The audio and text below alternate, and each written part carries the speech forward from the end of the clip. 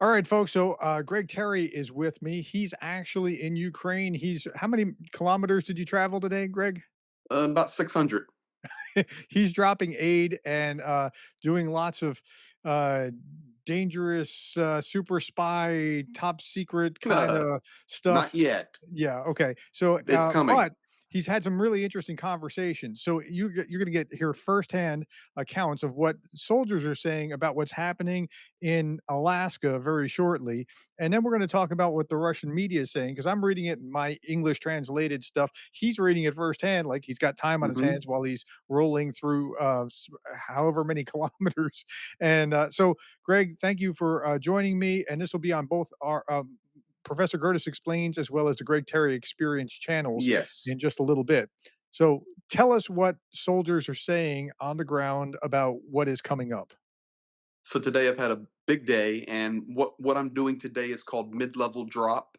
And what that means is a soldier will come off the front and I will come to them and we meet halfway. So that was the mission today, and that also prepares for us going all the way to the front to all these guys. Actually, for the vampire drone project that we're concluding Mhm, and getting to the guys. So even on an earlier video, today people have seen Christina, our vampire drone pilot hero. So mhm. I've met today with high level officers, commanders who speak English very well, and when we were just talking about the war in general, I just asked them point blank. I said, okay, guys, what is your opinion about this summit in Alaska? Because right now, that's the biggest news, and we Mhm. don't want to get ahead of the news. We just want the facts only. But I sure would love to hear your opinion. And all three of the commander level people I spoke to today said, we're not even watching it. Mm. We know what's going on. We are hopeful that something will come of it, but we expect nothing. And if we expect nothing, then we're not disappointed. And all three of them at different times of this day said the same thing.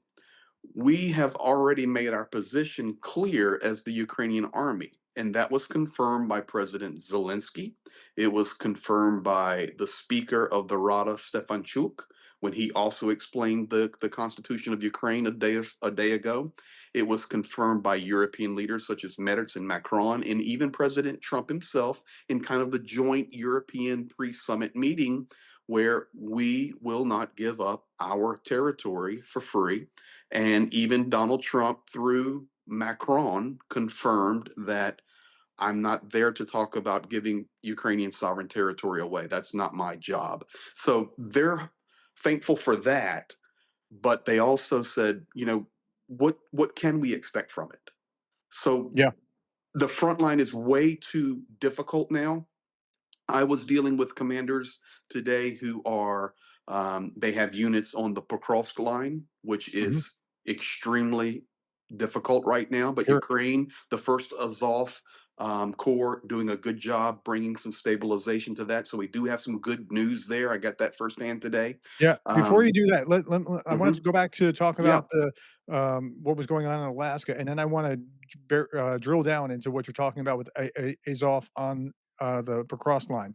Okay, Mhm. so with Alaska, I look at it from a different point of view where I'm just trying to track the rhetoric and what's being said and why and who's saying what and that sort of thing, and you saw it shift from when Witkoff came back breathlessly about trading territories. It was all about trading territory, and then that kind of dissolved and went away. And now we're looking at, I'm trying to get a read of Putin.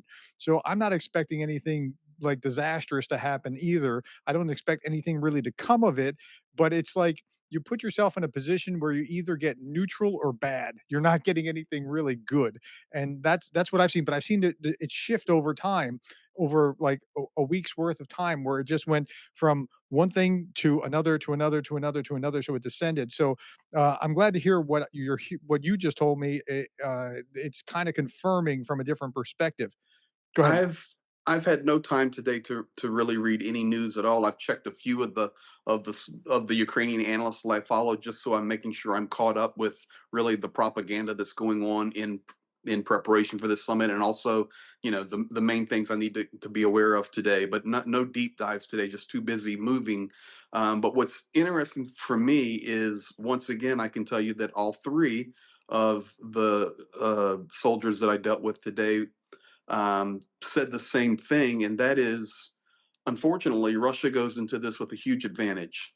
Hmm. And I shared this earlier when I did a little 6-minute update on what soldiers were saying about this summit. Now we're Hmm. talking about it a little more in depth. And I literally just left another meeting. It's as we're recording, I'm almost into the 15th on Friday here. Hmm. But what the Ukrainian soldiers told me is, Greg, you do understand that Russia has the advantage in this negotiation. And I Sure. said, I do. I said, but I would like to hear why you think and see if it's why I think. They go, Hmm. because they have a linguistic advantage. And that gives them a strategic advantage in timing, coordination of thoughts, coordination of agenda. And I said, okay, so what you're telling me is how I understand it. Um, when Donald Trump or whoever else will be sitting at the table with him, whether it's the one-on-one or the five-on-five agenda that it appears is what's going to happen, they have to all go through an interpreter. But when Donald Trump makes a statement, for example, he makes a paragraph statement, what they need to understand is Vladimir Putin and Dmitriev and Lavrov, they're all understanding everything he is saying perfectly.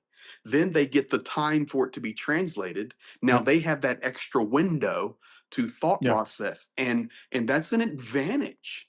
Hmm. And it's a true advantage. It's like, if I was to take you somewhere, or, honestly, I just had a phone call with my wife and I was talking to another guy here, and a Ukrainian, and we're talking back and forth, and I'm translating for her because she doesn't speak, and we're speaking Russian, and she goes, "I'm just at such a disadvantage because y'all are just talking. I don't understand nothing you're saying." Yeah. Yeah. So and they're thinking about that because all of them have said, "Okay, you know, Americans are good guys, and we're so grateful. We're thankful that you're even trying this. We're thankful that you have the ability to have Putin come to a meeting, but."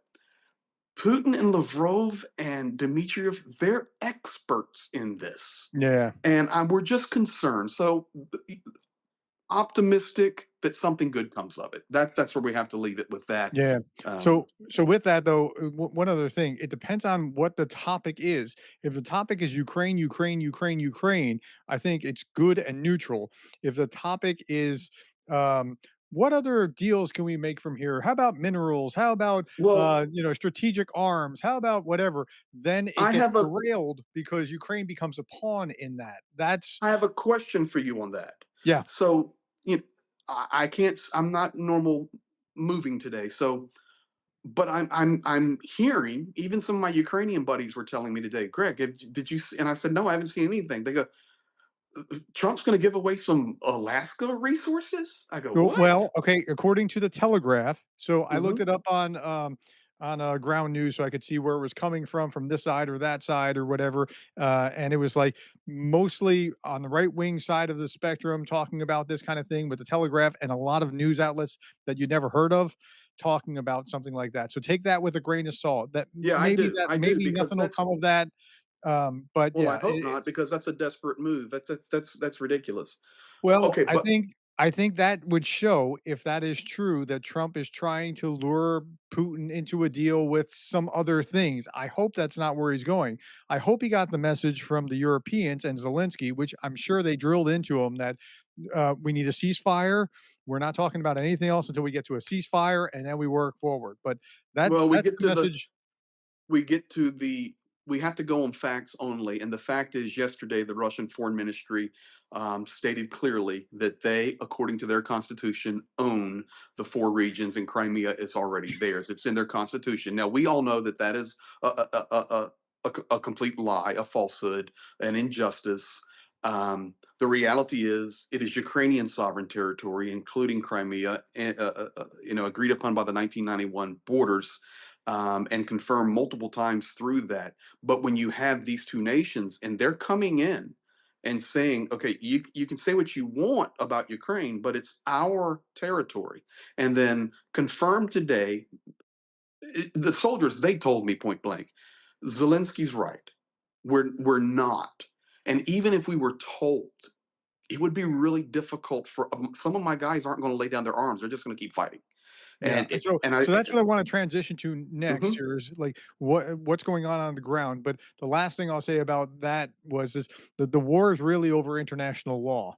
Can you, by might, make right? I mean, can you do that, or will international law prevail and right makes might? That's what this comes down to. Okay, so on the ground, Pokrovsk, the Azov is there, and one of the interesting things about that is, like, one soldier is not equal to another soldier. Professional Russian airborne forces or professional Azov soldiers are a whole different thing than your average recruit conscript guy thrown into the war. So Azov has been tamping this down, and so that's good. Tell me more about what's happening or in and around Okay, Pokrovsk and that so sort of. within the last hour, I have a confirmation that I trust completely because this unit fights there. Um, the First Azov Corps has stopped this Russian assault where they did gain access to those multiple kilometers. You've heard, well, it was 12 or Mhm, 14 or whatever on these two separate lines.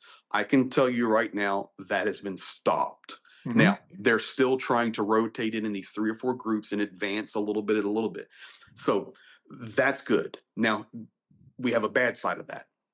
The bad side is there is a key strategic highway that connects Dobropilia to Kramatorsk. Zhenya and mhm, I have ridden that road at least 100 times during this war. I know that road like the back of my hand, and it's on an open plain, open field, very just roll up, just flat land, really, and then it rolls off into the Donbass, in towards Kramatorsk and Slavyansk, and then down towards Pokrovsk.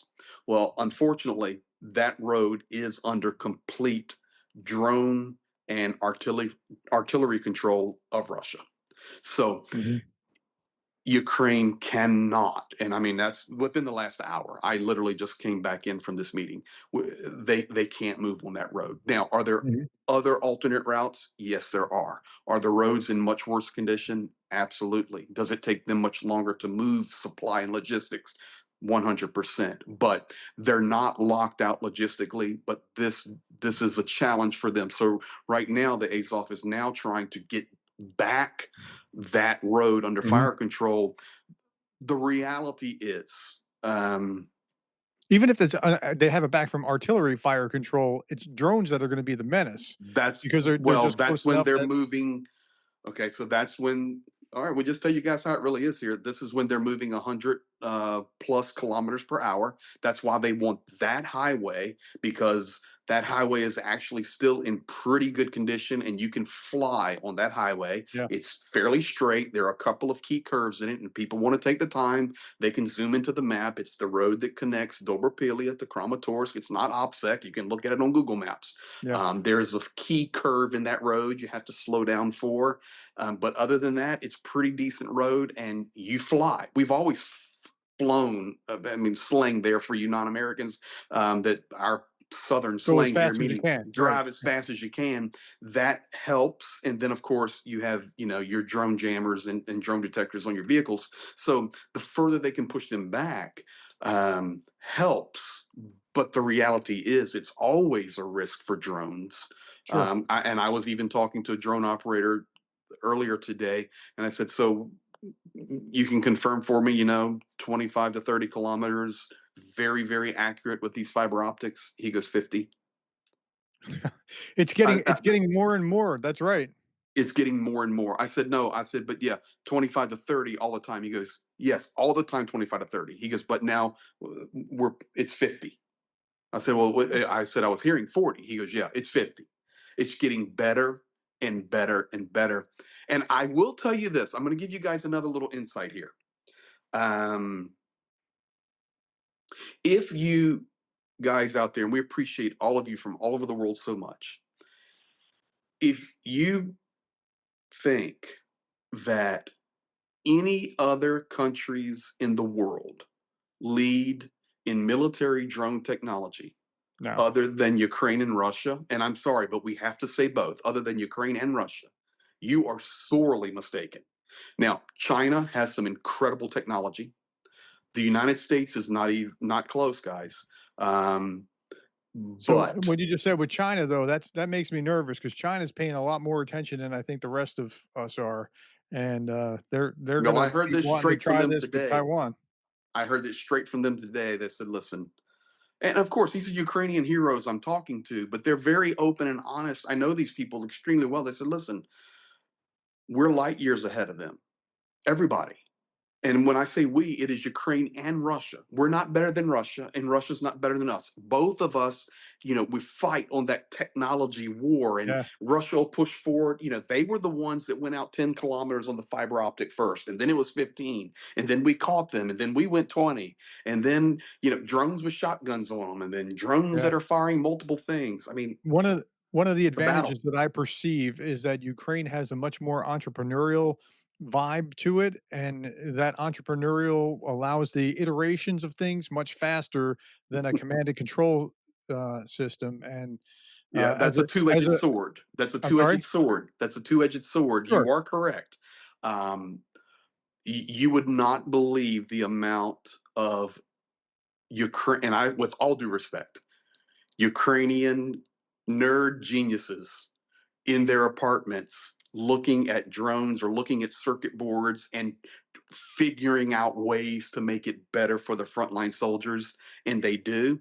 But then you've got to start working through the process to get it out to the masses for the Ukrainian soldiers, and that becomes a challenge sometimes. But yes, the Ukrainians, it's more like grassroots effort, where these people are so smart and ingenious, and they make so many changes. It's like, we deliver batteries. That's one of the things that we Mhm, work together on. You've raised money through your channel, through donations and ours, and mine and Jania, and we've delivered. It's probably thousands of batteries by now. Um, but these are Motorola batteries, but they're not the standard that go in these radios. So we have a mhm, team that is in my home city, and these guys are just a group of really smart people, and they're electrical engineers, and one of them's like really genius level. He's got big time job for the region there for electric. Um, our guys literally bring the Motorola batteries in that you would purchase off of Amazon or Google or whatever. They take the battery out, they take the circuit board out, they put in a different battery and a different circuit board, and it completely changes the battery. So we modify yeah, something, and that's what Ukraine's doing everywhere. So yep, it's good. It's good. I can also tell you. So the good news on Pokrovsk, I've shared that with you. Konstantinivka, especially the southern part of it, down towards Pokrovsk. I'm yeah. sorry, down Get you towards Touretsk. Um, Getting pretty tough. yeah, Getting pretty tough. Unfortunately, it is blazing hot here, and it is extremely dry. And this right now gives a little advantage to Russia. They have pushed in some more um, mechanized equipment that's a little heavier that they've been holding off on, to be quite honest. mhm, And they are there. There's a lot of Russian soldiers down there. And I just confirmed an hour ago there are a lot of new Russians and equipment coming in south of Zaporizhia and mhm, south of Orikhiv. You're seeing some of those notes where like on social media, Russia's building up down there. mhm, It's the truth. I mean, Ukraine's defending. Ukraine has the home field advantage. Ukraine has the height advantage on any of that southern front because the further you come north, you have to go uphill. But it's a challenge. yeah, So, Le Mans, we've got good news on that Le Mans line. We've stopped there. Kupiansk is still tough. Siversk is tough. If you guys wonder where Siversk is, that is to the due east of Slavyansk, and that's been a fortress little city there that's held that whole horseshoe of Russia. mhm, But that's a little challenge there. But the biggest deal right now is Pokrovsk and really Dobropilia, that whole mhm, line there. But first Azov Corps, and you need to understand the first Azov Corps. We have two different types of Azov units working in Ukraine. So this is the first Azov Corps, still Azov. but in doing an incredible job. Yeah. All right. Well, thank you for the update, and get yourself some sleep and be There's careful. one last thing. Yeah. Remember, we also wanted to discuss the propaganda, and I want to get some sleep. I'm exhausted, but 30 seconds of this. Yeah. Yeah. We had a drone fly into Rostov, and it hit a Russian apartment building. There are Mhm. two critically wounded, five minor wounded, and I know most people watching going, okay, well, I don't care. I mean, if it's war, okay, I get you, but that's not what I'm talking. I'm not being sympathetic or anything. I just, you need to understand that that now has been completely spun all the way to the presidential level as a terrorist attack on the day prior to Right. the the summit, even to the point where Vladimir Putin spoke today about that. He showed the video of it. He showed the drone. It, guys. You can see it anywhere. Yeah, yeah. I Yeah, showed it this morning on in my daily brief, and then I showed it later on my three big stories as, hey, they're going to use this. Came from they Spetsnaz 007, which is a pro-Russian account that was showing this. See what they're doing? Like, okay, they are going to electronic use it. warfare does that. Those are some of my concerns for tomorrow. Yeah. And I hope somebody is Marco Rubio going. I don't even know who's going Yeah, for the Rubio is Americans. going as his Witkoff, so it's gonna be, as far as I know, Trump, Rubio, Witkoff, and, No interpreters. Kellogg. No, but, no Kellogg, but interpreters are going, but Trump is gonna be meeting one-on-one with his interpreter with Putin, so, yeah. Udachi. Well, somebody put out something that was like 176 years of diplomatic experience on the Russian side versus half a year for Witkoff. Well, it's not quite fair, but you get the idea. I mean, this is not. They are Well, I will. running circles around him in this Let, kind of let, diplomatic let's be honest. And experience. this is straight from the Ukrainians. Everyone I talked about, they all said the same thing, and they're grateful that at least the meetings happen. So please don't misunderstand me, dear people. They're very grateful because they know they're trying, and we hope. But they've all said the same thing. This is professionals against children when it comes to negotiation. This is not a real estate deal. Yeah, This is not a business transaction.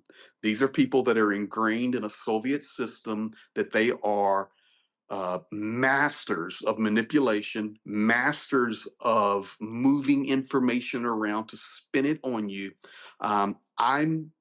I'm really hoping out of what you've told me there. So Witkoff, I X off. He doesn't even know anything about Ukraine, in my honest opinion. That's obvious. Um, I hope Marco Rubio steps up a little bit. yeah. I think Rubio can be a positive influence. Yes, I Kai hope. Kallas was talking years ago about here's how the Soviets, how they negotiate. They ask for 120% of something because if they don't get the 120%, they still get 60%, and that's 60% more than what they would have had before. But they always ask for the moon, and then they get a few stars along the way. So, Well, um, as we close out, I will tell you this: the last thing, and this is interesting for folks to hear, and once again, this is all about what the soldiers have said today. They all said the same thing. They said, Greg, we've all lost a lot of brothers and sisters. mm, And we made pacts with them that we're going to defend our homeland. And sorry, we're not going to abandon that. yeah, So, no, I can't see a scenario where they stop. yeah. I just Yep. I just I just don't see any will to stop fighting, so, No. Well, I think alright. we are. It's scheduled about 2200 Ukraine time. It's 11:30, tomorrow, which is Eastern Standard Time, as, like, 3 or those, yeah, 3:30, I guess, and then Greenwich Mean Time is, like, 7:30. So whatever that translates to you from Greenwich Mean. I think we're at 22:30, 10:30 p.m. here, 11. I don't know. Yeah, It's tomorrow night this time. So, yeah. anyway. So All just right. Well, thank get you, some sleep, Prof. stay safe. Yeah, been a really good day. We brought a lot of hope to people, and it's just sitting around drinking coffee with soldiers. It doesn't get any better than that. I promise you. Alright. All right, Have a buddy. good one. Stay You as safe. well. Be Bye-bye. blessed. Bye bye.